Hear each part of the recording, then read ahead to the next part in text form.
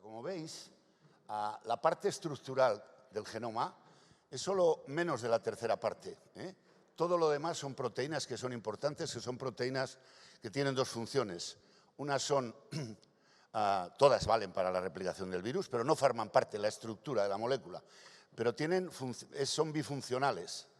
Todas ellas tienen algo que hacer, además de la replicación del virus, para controlar tanto la inmunidad innata, sobre todo la inmunidad innata, pero también parte de la inmunidad adaptativa, y esta la conocemos menos. Así que tengamos en la idea como internistas, es decir, como personas que entendemos al enfermo, a las personas en su totalidad, que este virus tiene un gran poder, como otros, como el de la gripe también probablemente, lo que pasa es que llevamos muchos años con ella, que modula en gran manera nuestro sistema inmune, los dos brazos, no solo uno, ¿eh? A continuación, lo siguiente es que ha habido dos grandes hitos en la historia de este virus en cuanto a variaciones, ¿eh? Igual que se habla de extinciones biológicas, esta es la primera. Estábamos suficientemente ocupados en los hospitales para que este artículo de Annette Korberg, que se publicó en Cell, pasara desapercibido. Esto fue lo que supuso barrer una gran variante en 2 meses y medio todo el planeta y que desapareciera la cepa Wuhan, prácticamente, salvo en alguna aldea gala. Así que estamos ya bajo la égida de esta, esta variante que tiene mucho más poder infeccioso y del que han salido todos los clados posteriores, como imagino que diría mi colega Benito Regueiro en una conferencia que tuve el otro día, ¿eh? Y esto indica, pues como todos los que sabemos en virología y en esto, que tiene una ventaja adaptativa. Y la única ventaja adaptativa que conocen los virus no es matar a la mano que le da de comer, porque eso sería su suicidio biológico y la biología no va por ahí, sino simplemente tener más fitness, más infecciosidad y hacer más contactos. La siguiente, así que ha pasado prácticamente, yo diría que algo más de un año, ¿eh? Es un virus que nos da cierta tranquilidad en eso, porque hay que tener en cuenta que cuanto más se experimenta una presión biológica un virus es al inicio de la pandemia, es la variante Delta, que aproximadamente en 2 meses y medio también, más o menos, ha barrido todo el planeta, ¿eh? Y realmente allí donde tiene posibilidades, y esta es la segunda. Así que podemos olvidarnos de la beta, de la alfa, del H0, del cuerpo de exploradores de Canadá, etcétera, etcétera. ¿Por qué? Porque esas son cepas que son de momento débiles y han desaparecido. Esta se transmite más. Hemos tenido suerte también ahí, porque la beta es la que más escapaba a la acción de los anticuerpos. La aparecía en Sudáfrica y ya no existe, o muy poco. Entonces, esta infecta mucho más que la beta, que la gamma, y por tanto se ha impuesto. Y bueno, pues ese es el asunto que se nos tiene que dar en la cabeza y en lo que tendremos que mirar muy atentamente a ver lo que dicen los virólogos. En ese momento sí tendremos que ver lo que dice De Juanes, lo que dice mi compañero Mariano Esteban, que es de Villalón, etcétera. Adolfo García Sastre, que es otro compañero mío de Burgos. Ha dado, como veis, Castilla es un vivero de virólogos, ¿no? Pero habrá que oír lo que dicen esas personas, Florian Kramer, etcétera, etcétera, sobre el nuevo virus, no lo que diga Antena 3 o la 1. Y fijaros bien, se calcula de una manera, grosso modo, con una fórmula muy sencilla, es el porcentaje de inmunidad de grupo para una determinada infección, es calcular en el que uno de los números básicos, la única variable, es el Rho, ¿eh? Como sabéis, por ejemplo, si hacemos con el sarampión y decimos que tiene un Rho entre 14 y 16, una enfermedad típicamente de transmisión aérea, airborne, no esta. Y ahora se dice que se transmite por los aerosoles, pero bueno, los aerosoles, como decíamos ahí en la cena, son muy diferentes en una sala de medicina interna atestada de pacientes que están tosiendo que a lo mejor pues aquí, o en misa, ¿eh?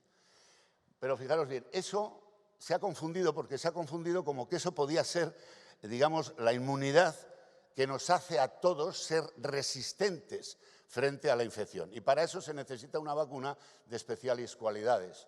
Y realmente, en realidad, la inmunidad de grupo es un concepto más epidemiológico que indica el porcentaje menor, el menor de vacunados, a partir del cual cualquier aumento más no se traduce en beneficio epidémico. Se traducirá en beneficio individual. Es decir, si yo vacuno al 100% de la población, el 100% de la población está vacunada de polio. Pero yo no necesito para que no sea un riesgo epidémico vacunar al 100% de la polio. Con que vacune el 95 o el 94 o el 92 es suficiente. Así que fijaros bien cómo se ha transformado por personas que no tenían ni idea. Hay muchas Margaritas del Vales entre nosotros, cercanos. Hay que identificarlas rápidamente porque, como sabéis, en medicina los idiotas matan. Entonces, esto es fundamental. Entonces, por eso yo venía aquí a dar una charla no al uso, sino, como nos va a quedar más tiempo, para que todos tengamos las herramientas para reflexionar. Y la vacunación en una pandemia no es la vacunación normal. La gente se ha tomado como que las vacunaciones en una pandemia son como las que vienen en el calendario vacunal. Y Dios bendito, no tiene nada que ver. Es lo más opuesto ahí. Es como la película cuando la película esta de Pulp Fiction le dice, ¿estás bien? Al negro que le tiene amorazado y dice, I'm 1000 miles far away, I'm 1000 miles far away to be okay, ¿no? Pues esto es muy distinto y ya lo veis. Al final esto lo que persigue es llegar a esto. No se vacuna para otra cosa, se vacuna para esto. Y es la guerra. Y por eso hoy, los que hayáis encendido la televisión por la mañana, ayer lo discutíamos, pues os habéis desayunado con que ya han anunciado, no sé en qué comisión se ha discutido, ni cuál ha sido el gestor, pero que se va a vacunar a los niños, confundiendo una indicación vacunal, una indicación que al fin y al cabo es algo que sabéis lo que es. Vosotros estáis indicando tratamientos todos los días con que esté aprobado un medicamento. Y la EMA regula la aprobación de vacunas, no hace indicaciones, como no podía ser menos. Tener en cuenta que cuando la EMA dice una cosa, lo que dice es, se puede hacer esto. Luego cada uno lo hará o no lo hará. Bueno, de aquí lo principal, fijaros bien, es que hay que dejar de ser naïf. Esto es fundamental, vale cualquier cosa. La segunda cosa es que hay una evanescencia inmune. Y por lo tanto, eso hace que todo esto que estamos pensando de acabar, digamos, con la pandemia o acabar con las vacunas rápidamente, pues sea realmente difícil. Así que ya veis que la vacunación pandémica no tiene nada que ver, no se hace a plazos, no se hace por cortes, etcétera, etcétera.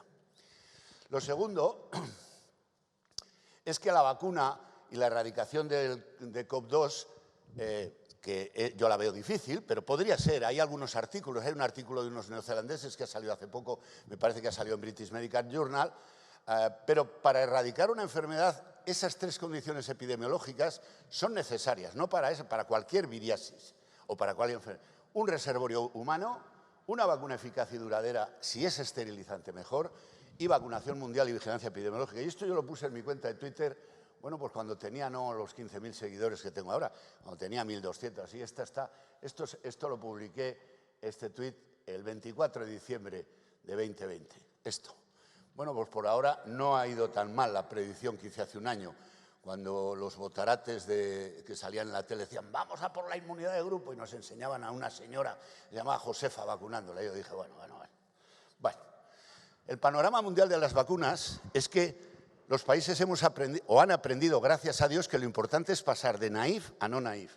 Y fijaros bien, nosotros estamos mirando todo el día al ombligo, pero hay al menos, hay 24 vacunas que están aprobadas en algún país del mundo al menos.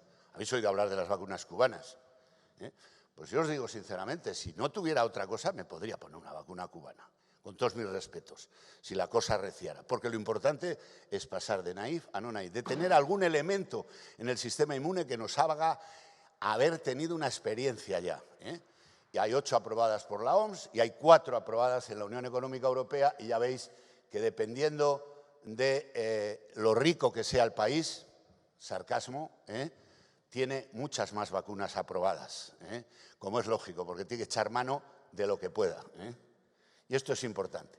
Y luego, simplemente para recordar, de momento, todas las vacunas que hay en el mundo son genéticas, las nuevas plataformas de RNA y de DNA, que se llevaba trabajando hace muchísimo, los de la gripe, que somos los más desafortunados en vacunas, pues por ejemplo Alicia Solórzano, que es una amiga que trabajaba en el grupo de Adolfo García Sastre, pues de hoz a coz pasó a ser la directora de producto de Pfizer, BioNTech, en el año pasado, a primeros de enero de 2020. ¿Por qué? Pues porque era una persona que llevaba trabajando 10 años en vacuna de gripe RNA mensajero, y hay muchos más. Las vacunas de vectores, que ya sabéis lo que es. Estas, que van a ser las próximas que van a venir, vais a ver ensayos, vais a ver que sale Novavax, que sale un montón de vacunas de GSK, de Sanofi, de Seqirus, un montón de productores de vacunas, porque son vacunas muy seguras, que dan un nivel de inmunidad muy bueno, y probablemente que sean incluso el nivel de inmunidad más persistente. Y sobre todo, algo que necesitamos y que se os tiene que quedar grabado. Necesitamos en las vacunas termoestabilidad. Yo participaba hace 3 o 4 semanas con Hilaria Capua en un congreso internacional y llegamos a la misma conclusión. El mundo necesita vacunas que se puedan llevar en una bolsita, incluso sin hielo, simplemente fresca. Termoestabilidad, si queremos acabar o reducir enormemente. Y por ahí van los tiros. Así que aquí estas tienen un papel muy importante. Y luego hay muchas de las aprobadas que habéis visto por la OMS, hay 3 que son inactivadas. Es la manera más clásica de hacer vacunas. Cuando uno quiere hacer una vacuna, va o al principio Jenneriano, vacuna viva atenuada, o al otro principio que es Jenneriano moderno, que es inactivar el virus y ponerlo. Con lo cual, bueno, pues presentas los antígenos de una mucha peor manera, la inmunidad es menos fuerte, pero realmente consigues que el individuo pase de naïf a no naïf. Y atenuados, ayer hice un vistazo a Vaccine Tracker, que yo recomiendo, son de acceso directo, y había, bueno, pues 300 y pico ensayos clínicos del resto de las vacunas, de alternancia y tal, pero sigue habiendo exclusivamente 2 vacunas en muy distintos estadios. La más avanzada está todavía en estadio 1, 2 digamos, de atenuados, ¿no? Y eso sí que es un hándicap. Y bueno, esto de que os digo, pasar de naïf a no naïf, que lo he repetido hasta la saciedad, es importantísimo, porque es lo que marca la diferencia de los países que vacunan a muchos, Italia y España, y en los que se mueren mucho. Así que es la diferencia de caer enfermo, roughly, como dicen los ingleses, a caer muerto. Y la otra gran cosa es que, como ha habido este desbarajuste en las indicaciones, ahora vacuno, ahora yo no vacuno, ahora vacuno con esto porque yo lo valgo. En mi comunidad, de repente, la consejera se levantó un día por la mañana y dijo que se cierren, hágame el favor, se cierren los centros de vacunación. Y llegó la gente allí a vacunarse y había suspendida la vacunación, el famoso esto de AstraZeneca, que también lo producen otras, digamos, otras vacunas, en menor medida, pero también. Bueno, pues la mezcla, que se obligó, la alternancia, lo que se llama el mix and match de vacunas, pues como en otras, pues ha demostrado que en algunos casos, con una direccionalidad, siempre es bueno. Por ejemplo, la evidencia está a favor de pautas de vectores seguidas por pautas de RNA mensajero. Y la mejor pauta, bueno, una de las mejores pautas, al menos con la evidencia que se dispone ahora, es la de algún vector, por ejemplo Janssen, o por ejemplo los que han recibido alguna dosis de Moderna o 2 dosis de Moderna, y 2 dosis de Vaxzevria, la de AstraZeneca, pues ir a Moderna. Con eso se alcanzan títulos enormes y además una buena respuesta celular muy completa junto con la humoral. Bueno, esta es la carrera actual de las vacunas. Como veis, estamos, como no podía ser menos, bueno, Gibraltar siempre, ya sabéis, tiene más de la gente, tiene 121%, es un concepto que he tratado de digerir en los últimos días y me ha costado. Creí que era un error y por eso saqué esta gráfica ayer por la noche, pero insistían en tener 121%. Pero fijaros bien que aquí hay una línea, probablemente esta de Noruega, que es el 77, no sé si llegarán estos al 80, a lo mejor sí, y luego otros países que probablemente les va a costar llegar incluso al 70.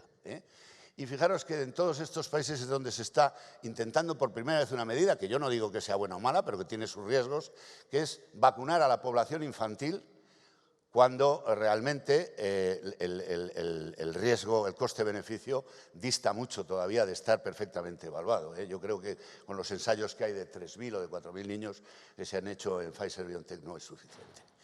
Y estas son las recomendaciones de dos papers que ha tenido que ser reformado, porque ya lo han anunciado políticos saltándose todas las medidas pero esto que salió la primera el 18 de octubre, pues el 2 de noviembre salía un artículo modificado y yo lo he resumido para vosotros.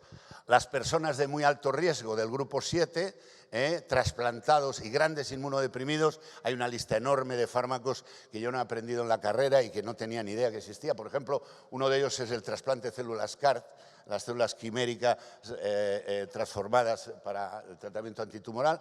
Todos estos se debe dar en la primovacunación, si ahora la empezaran, en vez de 2 dosis, 3, separadas por 4 semanas. O sea que la primovacunación en estas personas es de 3 dosis, no es de 2, pudiendo ser la última reducida. En los posinfectados hay que dar una dosis adicional y hay que dar dosis de recuerdo ahora, pues menos a mi perro prácticamente.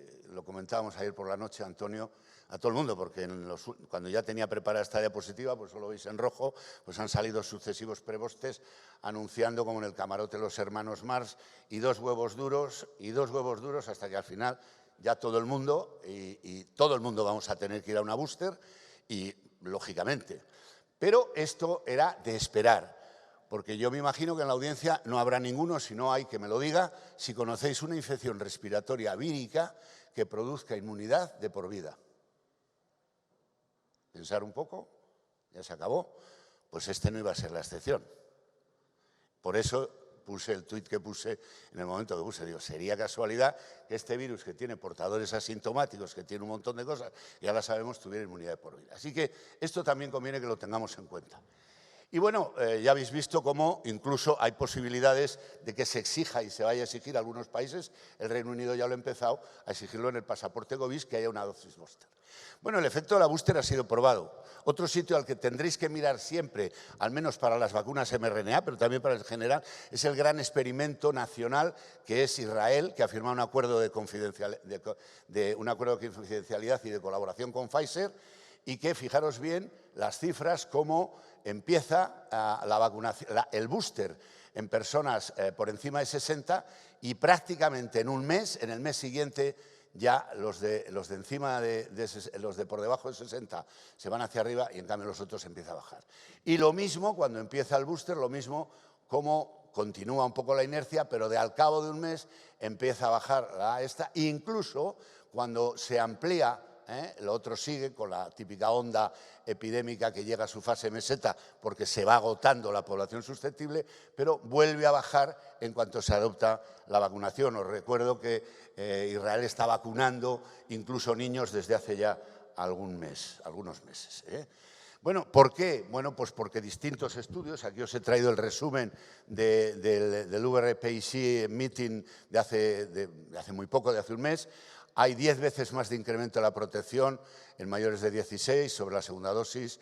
En los mayores de 60 años es espectacular para COVID grave y la mortalidad también hay una reducción enorme, dependiendo de los estudios, entre 3 y 10 veces. Y bueno, y esta es la diferencia que os digo cuando uno está protegido, cuando uno de naïf pasa a no naïf y además cuando incluso se refuerza.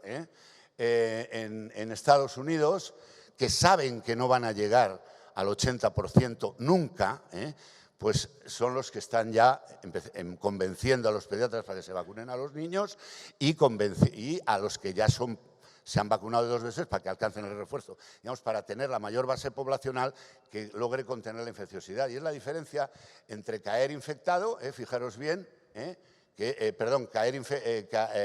estar vacunado, aquí el riesgo de dar positivo, y riesgo de morir por COVID 14 veces.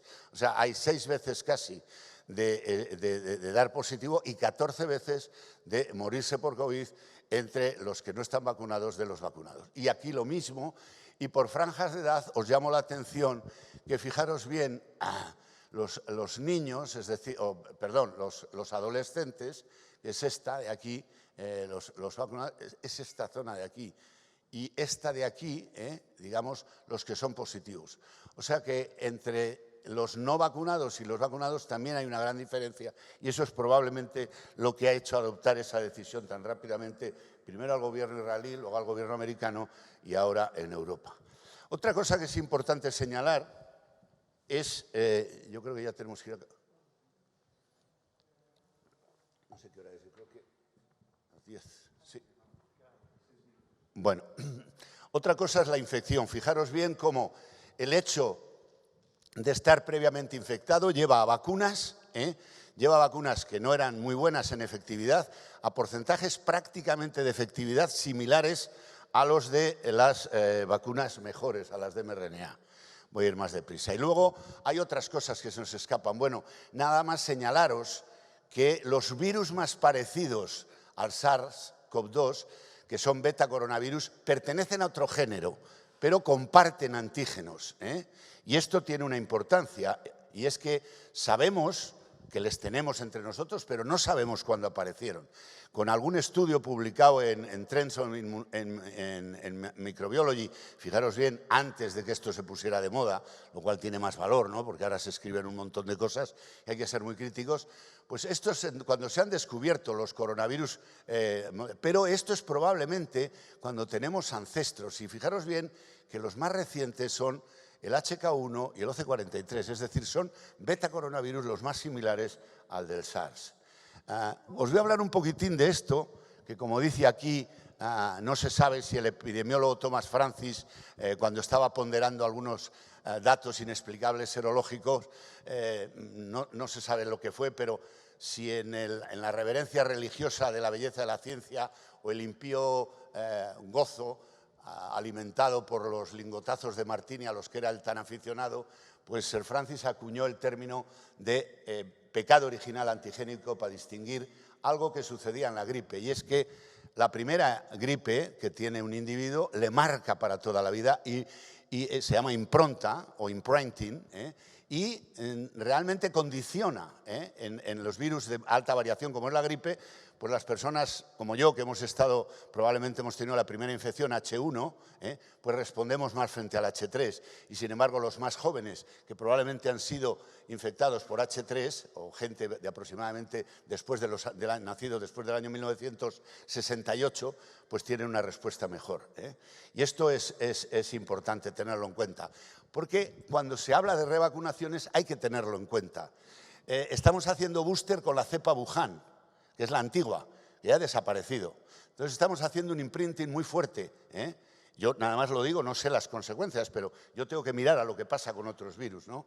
Y fijaros bien, la diferencia es que prácticamente, salvo las vacunas que llevan toda la espícula, hay algunas vacunas mRNA que llevan solo el receptor binding domain, es decir, una parte pequeña de la S1. Esto, los que recordáis el VIH, pues todos los virus son iguales estructuralmente. Cuando tienen espículas, tiene una parte del tallo, que es la que se ancla en el VIH, esto sería la GP41, esto sería la 120.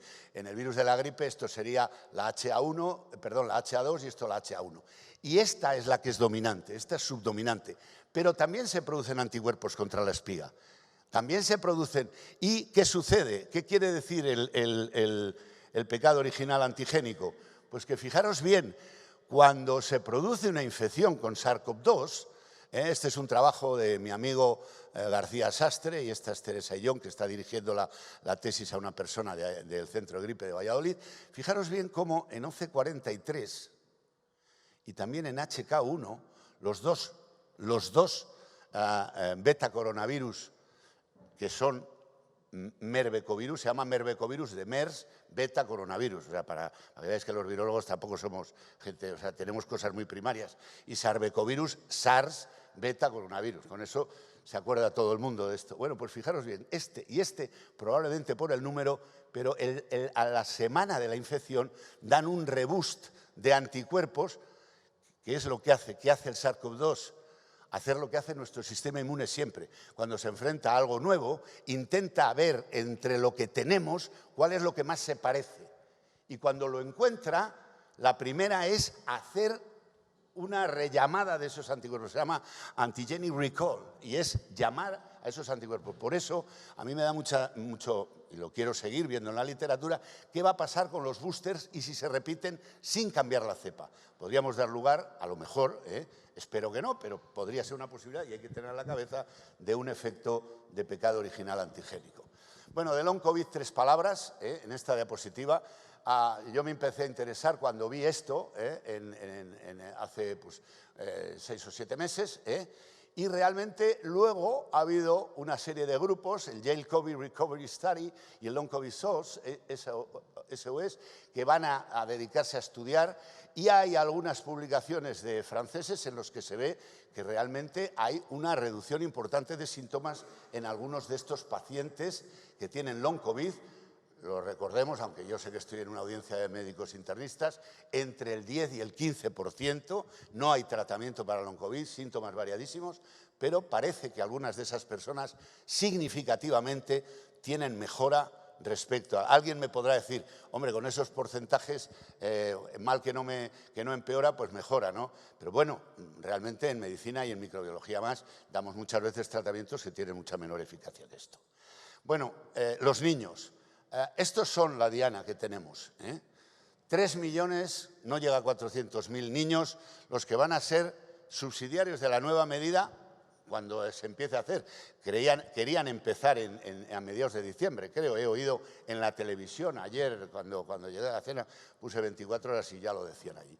Bueno, realmente ese es un desafío, pero si uno saca la calculadora, seguirá quedando gente de los mayores sin vacunar. Y ya lo ha dicho mucha gente, la OMS y expertos internacionales, vale más vacunar a realmente los no vacunados que andar, digamos, buscando otros sitios. Realmente los niños, estos son datos americanos bastante recientes, en los que se ve, este es el total de casos, el acumulativo, y este es el semanal. Y aquí realmente lo que veis es los niños menores de 2 años son los que tienen mayores test positivos. No quiere decir que estén hospitalizados, pero a esos no les va a llegar la vacuna, porque no hay ninguna vacuna ensayada en menores de 2 años. Entonces, la vacuna va a ir en esta franja de edad, fijaros bien, que es de 5 a 17 años.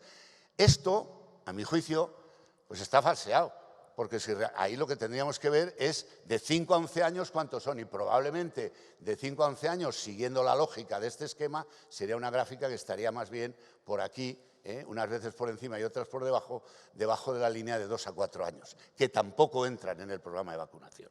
O sea que veremos a ver lo que esta medida hasta dónde llega. Bueno, estas son las principales causas de muerte. Me disculpo por ponerla aquí, porque realmente ya lo sabéis, y simplemente apretando la tecla vais a ver la gripe, esa hermana pobre, porque a mí me preguntan muchas veces cuándo acabará la pandemia, cuando los médicos y la sociedad asumamos esto, que se mueren cada año en la epidemia estacional de gripe la población de Sevilla o la de Zaragoza, dependiendo que sea el año peor o mejor de gripe. Y no pasa nada, no le quita a nadie el sueño, ni salen las noticias, ni nada. En ese momento se habrá acabado la pandemia. Luego la OMS declarará oficialmente, etcétera, etcétera. Si apretamos, el COVID está en los mismos sitios. Es decir, que comparte el agravamiento de muchas de esas personas que están incluidas en las primeras 6 causas de muertes, excepto en los cánceres de vía respiratoria. Bueno, esto quizá no lo conozca nadie, he aprovechado porque antes de ayer, cuando estaba preparando, me salió esta diapositiva. Y quizás algunos de la audiencia no conozcan que en las guías de tratamiento desde 2009 se considera la vacunación como una medida a añadir a las clásicas para evitar el infarto. Incluso está tabulada cuántas personas se necesita vacunar para evitar un infarto. De la misma manera, la discapacidad catastrófica no se ha explorado en COVID. Estoy ante una audiencia fundamentalmente de médicos integrales que ven al enfermo integral, y os puedo decir que en gripe aproximadamente entre un 10 y un 14% de los pacientes que ingresan en un hospital por gripe, que eran dependientes, al salir del hospital tienen una discapacidad catastrófica definida, como sabéis, por este parámetro de ahí. Estoy yendo deprisa porque no quiero comerle a nadie el tiempo. Bueno, esto es una proyección de la pandemia que yo hice en 2020 porque me lo pidió el decano, y luego en Open Respiratory Archive, de realmente cuáles son los factores que tienen que seguir o que tenemos que seguir como médicos. Esto era para la Sociedad de Neumología, que antes eran internistas, es decir, cuando yo estudiaba la medicina eran internistas normales y corrientes, pero bueno, ahora ya es otra sociedad, como es lógico porque ha evolucionado todo. Y fijaros bien, estamos todavía aquí, todavía no hemos pasado al periodo pospandémico precoz. A lo mejor dentro de 6 o 7 meses entramos en ese periodo y entonces tendremos que cambiar. Y entonces lo que tendremos que ver es si realmente este virus es capaz de hacer escape inmune, de la misma manera que lo hace el virus de la gripe a las vacunas. Porque hasta ahora lo único que ha hecho ha sido un escape biológico que ha coincidido con que escapa a las vacunas, pero le da igual. El objetivo del virus es multiplicarse más. Y lo único que ha hecho el lockdown y las medidas de confinamiento pues, son mutaciones adaptativas y que haya virus más infecciosos. A medida que la vacunación mayoritaria mundial se instaure, que se va a instaurar con mucha desigualdad, vamos a tener un periodo en que va a haber oportunidad de que surjan mutantes de escape por esas diferencias que hay de vacunación. Y esos son los que nos deben preocupar, ¿eh? Y nada más, yo voy a terminar aquí. No quería hacer unas conclusiones, pero yo creo que lo importante, los hot points, los puntos calientes a los que nos vamos a enfrentar, los virólogos, los médicos internistas, la gente, es que vamos a tener una vacunación distinta en estos 3 periodos, con distintos objetivos. Tras las vacunas actuales de RNA y de vectores, van a seguir las de péptidos y seguirán otras en combinación que van a perseguir fundamentalmente la termoestabilidad y una mayor duración.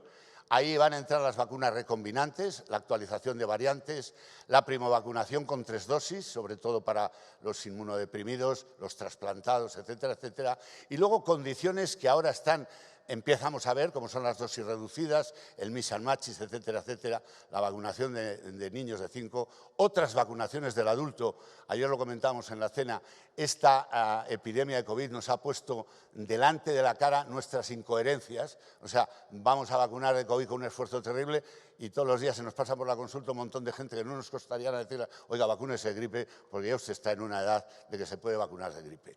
Y la vacuna universal, como veis, cada una de esas cosas daría para una conferencia y yo nada más os quiero dar las gracias por vuestra atención, continuando realmente con la pregunta, porque la parte del pecado original antigénico, que como habéis visto ha sido una de mis dudas, pues en este artículo de Morens, publicado hace ya varios años en Emerging Infectious Disease, decía, ¿el pecado original antigénico es realmente un pecado del que nuestro inmunosistema o sistema inmune necesita ser salvado? ¿O es una bendición epidemiológica disfrazada?